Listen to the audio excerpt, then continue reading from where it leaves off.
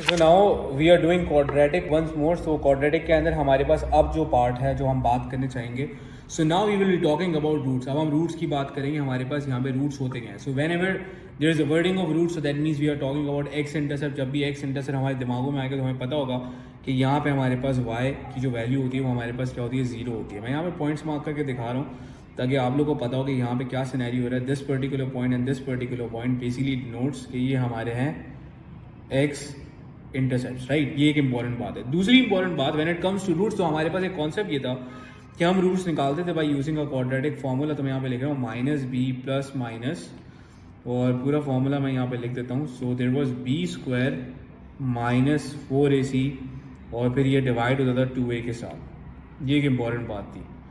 अच्छा, हमने बचपन में ना इसकी बहुत प्रैक्टिस करी होगी बुक से, तो हमें अंदाजा है कि क्या क्या सिनेरियोज हो रहे थे, लेकिन we were not writing it properly, but हमारे माइंड में कुछ चीज़ें होंगी जिसको हम रिकॉल करवाएंगे वापस से. So this basically this particular figure is going to play an important role. ये हमारे पास ना एक बहुत बड़ा इंपॉर्टेंट रोल प्ले करेगा यहाँ पे. वो क्या करेगा उसके बारे में हम डिस्कस करते हैं. देखो, अगर इसकी वैल्यू हमारे पास, अगर इसकी वैल्यू पॉजिटिव आ रही होती थी तो इसका मतलब है हमारे दो आंसर्स आ रहे होते थे.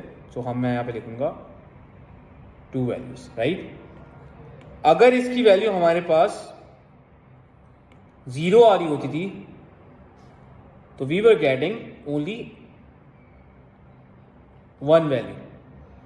और बचपन में अगर इसकी वैल्यू हमारे पास नेगेटिव आ रही होती थी तो आप बोलते थे कि नो वैल्यू या नो सॉल्यूशन. सही है. तो इस पूरे फॉर्मूले के अंदर जो एक बंदे ने रोल प्ले किया वो इसने रोल प्ले किया.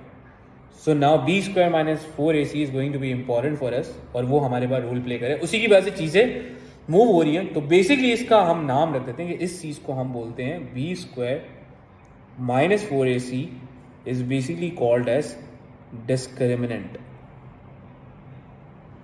जिसके थ्रू हम चीज़ों को डिफ्रेंशिएट करना स्टार्ट करेंगे. ये चीज़ ये, ये चीज़ ये, ये चीज़ ये, इसकी बेसिस के ऊपर. अब ज़रा हम यहाँ पे बात करते हैं. So we have 4 things right now. पहली बात को मैं एक्सप्लेन करता हूँ कि when it comes to b square minus 4ac, और ये हमारे पास क्या हो, बी स्क्वायर माइनस 4ac जब हमारे पास हो पॉजिटिव, फिर क्या होता है हमारे पास. इस चीज़ को मैं ज़रा यहाँ पे एक्सप्लेन करूँगा. ज़रा यहाँ पे आप लोगों को इसको ज़रा आप लोग देखो.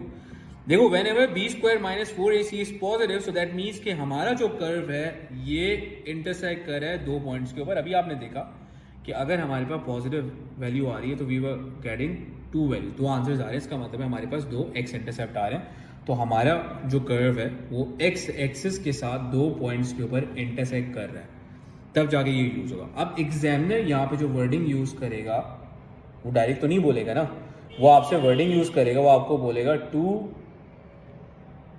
distinct and real root. So that means कि b squared minus 4ac is greater than 0. पहली बात सही है. डिस्टिंक्ट अलग अलग, रियल रूट्स का मतलब आपको ऑलरेडी पता है. Moving forward towards the second one. Second में हमारे पास क्या हो रहा है, b square minus 4ac equals to 0. जब 0 आता था सो ओनली हमारे पास सिंगल वैल्यू आती थी. ये जो एक्स एक्सिस है ये कर्व के साथ टेंजेंट बना रहा है. So that's why we are getting a single value, और इसके लिए वो यूज करेगा two equal and real roots. So now b square minus 4ac is equal to 0. तो ये कुछ हिंट्स है जो वो यूज कर रहा हुआ. नेक्स्ट वन लास्ट वाले के लिए, b square minus 4ac is equals to negative. So that means हमारा कर्व इस एक्स एक्सिस को इंटरसेक्ट ही नहीं कर रहा. जो वर्डिंग वो यूज करेगा no real roots. So now b square minus 4ac is less than 0. ये बात हो गई हमारे पास. लास्ट वाली बात कि वेन एवर सिर्फ उसने रियल की वर्डिंग यूज करी है, तो रियल ये रहा, रियल यहाँ भी आ रहा है, रियल यहाँ भी आ रहा है. सो दैट मीन्स कि now we are going to write b square minus 4ac. सिर्फ रियल की वर्डिंग है. इसमें डिफरेंस क्या है, टू डिस्टिंक्ट एंड रियल, और इसमें क्या है, टू इक्वल एंड रियल. सिर्फ रियल की वर्डिंग अगर यूज हुई है, मतलब वर्डिंग यूज हुई है रियल की, so B square minus 4ac is greater and equal to 0. तो ये 4 सिनेरियोज हैं जिनको वो आपको करेगा. Now will do some examples ताकि हमारा कॉन्सेप्ट और बिल्डअप हो कि यहाँ पे क्या क्या सीन हो रहा है. Moving forward we have the first example. पहली वाली एग्जाम्पल में बोला कि if the equation 2xp minus x is equals to 3 has real and equal roots, this plays an important role. अब real and equal roots का मतलब हमारे पास क्या है कि we are talking about b square minus 4ac equals to 0. पहली बात हमारे दिमाग में आ जानी चाहिए इन वर्डिंग्स के साथ कि इसकी बात करें. अब हम करेंगे कैसे? So first I am going to write down the equation. हमने लिखा 2xp minus x हमने लिखा is equals to 3. मल्टीप्लाई करा है 2x को, दिस विल बिकम 2xp, ये हो जाएगा माइनस 2x स्क्वायर. 3 को इस तरफ लेके आए माइनस 3 हो गया हमारे पास. उसके बाद पूरी इक्वेशन को नेगेटिव साइन से पहले तो मल्टीप्लाई करा है. So this will become 2xp minus ये हो जाएगा plus 2x square plus 3 is equals to 0. So now x square को पहले लिखा, फिर x वाली टर्म को लिखा, minus 2xp plus 3 is equals to 0. So after sorting it completely अब मैं एक्सट्रैक्ट करूँगा a, b और c की वैल्यूज़ को. तो a की वैल्यू हमारे पास आ रही है 2, b की value we are getting right now is negative 2p और c की वैल्यू के लिए हमारे पास आ रहा है यहाँ पे 3. ये हमारे पास वैल्यूज आ गई. अब हम अपना डिस्क्रिमिनेंट का यहाँ पे पुट करेंगे because we they were saying has real and equal root. So we are going to put b square minus 4ac equals to 0. तो I am going to write b square minus 4ac equals to 0. b की value हमारे पास आई हुई है minus 2p का square, 4a की value मैंने लिखी 2, c की वैल्यू हमने लिखी 3 यहाँ पे.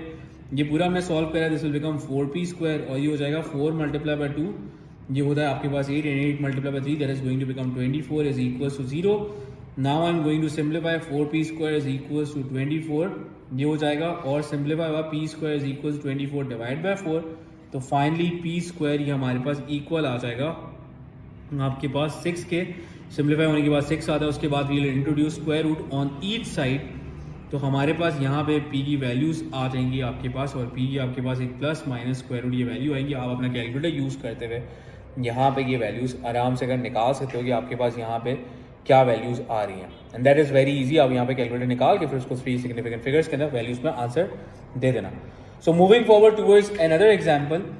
इस दूसरी एग्जाम्पल बोला find the values of k for which 3x square plus 2x has no real roots. तो नो रियल रूट्स के वर्ड का मतलब है we are talking about right now b square minus 4ac less than 0 की बात कर रहा हूँ क्योंकि नो रियल रूट्स वहाँ पे आते थे. तो अब जरा हम आगे बढ़ते हैं. यहाँ पे तो सिंप्लीफाई ये प्रॉपर तरीके से हुई हुई, तो हमें ज़्यादा कुछ काम करने की ज़रूरत भी नहीं है, बहुत जल्दी से हो जाएगा. a की वैल्यू 3 आ गई, b की वैल्यू 2 आ गई. The value of c is k. तो हमने यूज़ किया discriminant b square minus 4ac less than 0. So now b की जगह पे हमने लिखा 2 का स्क्वायर माइनस 4, a की जगह पे 3 लिखा, c की जगह पे यहाँ पे k लिख दिया, ये लिखा. This will become 4 multiply by 3 that will become 12 k less than 0. और इस तरह से अगर इससे हमने शिफ्ट किया on the other side and now 12 यहाँ आके डिवाइड हो जाएगा. सो सिंप्लीफाई होने के बाद 1 time 3 time, so the value of k right now is going to be 1/3. ये हमारे पास यहाँ पे k की वैल्यू आ गई, k is greater then 1/3. So that's how आप यहाँ पे इसको इस तरह से अगर सॉल्व करोगे. ये हमारे पास दूसरी एग्जाम्पल हो गई. Moving forward towards the third example.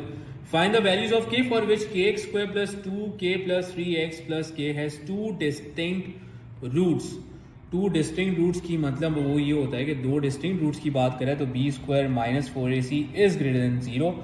Again हमने यहाँ पे इक्वेशन लिखी kx स्क्वायर प्लस 2 यहाँ पे लिखा हुआ है 2k प्लस 3 ये x लिखा प्लस k लिखा इक्वल्स टू 0. एक यहाँ पे माइनर सा काम ये कर दो, वो काम ये कर दो कि पहले 2 को इनके साथ मल्टीप्लाई करा दो, ये हमारी ज़िंदगी बहुत आसान कर देगा. सो now I will multiply first, ताकि मैं 2 को अंदर मल्टीप्लाई करा दूँ. तो ये हो जाएगा हमारे पास 2k plus 6 and then we have x outside plus k is equals to 0. So now b square minus 4ac greater than 0 use करना है. a वो होता है जिसके साथ x स्क्वायर होता है, b वो होता है जिसके साथ x होता है, c कांस्टेंट होता है. तो यहाँ पे b की वैल्यू हमारे पास है 2k प्लस 6 का स्क्वायर, 4a की जगह पे k लिखा, c की जगह पे b हमने k लिखा equals to 0. So now if I am going to expand the whole bracket so this will become 4k square और ये हमारे पास हो जाएगा 24k क्योंकि a स्क्वायर plus 2ab plus b square, बहुत सारे बच्चे ये बात भी भूल जाते हैं. 6 का square is 36, this will become minus 4k square. यहाँ पे हम साइन लगाना भूल गए थे, so we have a sign of greater than 0, यहाँ भी greater than 0. So now I can cancel these two. So this will become 24k plus 36 greater than 0, ये हो गया हमारे पास. देन 24k और 36 will be shifted on the other side. So now k is greater than minus 36 divided by 24. So now I can simplify with a table of, यहाँ पे मैं simplify कर सकता हूँ table of 6 के साथ भी आप simplify कर सकते हो आराम से कर। तो यहाँ पे आपने 6 के साथ simplify करा, 6 के टेबल के अंदर ये हमारे पास कब आता है 6 टाइम आता है, ये हमारे पास 4 टाइम आता है। फर्दर यू कैन सिंप्लीफाई, तो ये हमारे पास फाइनल आंसर हो जाएगा k is greater than minus 3/2. So that is going to be your final answer for k. तो इस तरह से अगर हमने ये पूरा इशू डिस्कस किया about the roots, so that was all about roots. हमारे पास 4 इंपॉर्टेंट बातें हैं। सबसे पहली बात, मैं वापस से चीज़ों को रिकॉल कराता हूँ। सबसे पहली बात हमारे पास ये कि बी स्क्वायर माइनस 4, जब भी वो बोलेगा two distinct and real roots will be using b square minus 4 is greater than 0। इसका मतलब ये है कि हमारा कर्व एक्स एक्सिस को 2 पार्ट्स पे कट कर रहा है। जब भी वो बोलेगा two equal and real roots का मतलब है सिर्फ एक ही पॉइंट में इंटरसेक्ट कर रहा है विद एक्स एक्सिस। और जब बोलेगा हमारे पास नो रियल है तो इसका मतलब है बी स्क्वायर माइनस 4 इसी लेसर देन 0। इसका मतलब there is no intersection between the curve and the x axis. या सिर्फ रियल रूट्स बोलेगा तो ग्रेटर एंड इक्वल टू 0 का हम यहाँ पे यूज़ करेंगे। So that was all about roots.